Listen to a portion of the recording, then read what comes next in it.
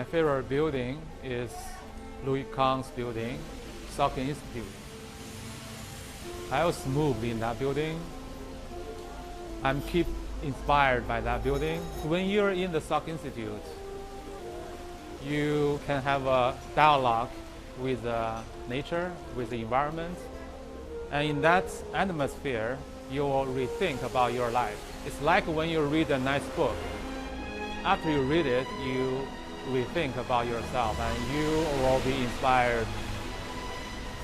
I think that's the beauty of architecture.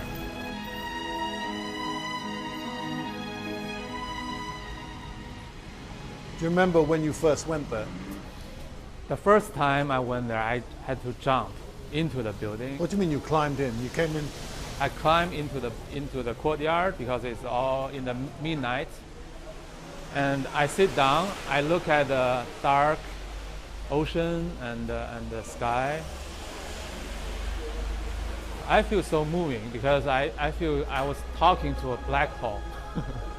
Black hole can be infinite, can be your future, your past.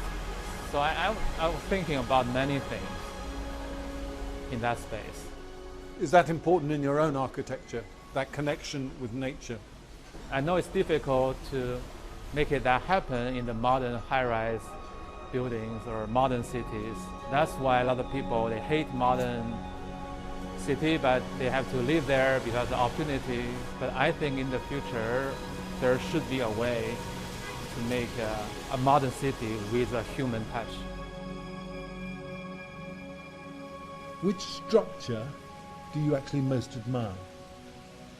I think Absolute Tower building is important to me. That was my first big building. How old were you when you got that commission? 30. Very young. Very young. Do you remember the moment when you got the word? I was scared. I didn't know how to build a building because I never built a building before. And that was a huge building. They call the building Marilyn Monroe building because people think that the curvature look like a human body. People ask me why you design a building in such a way that building looks so sexy. I said, no, I didn't try to make it sexy, but I want building to be more irregular, just not a box.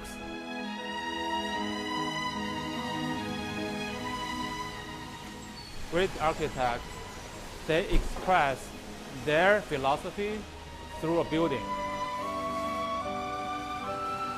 And when people visit the building has a special way, which is space, light, to touch the visitors.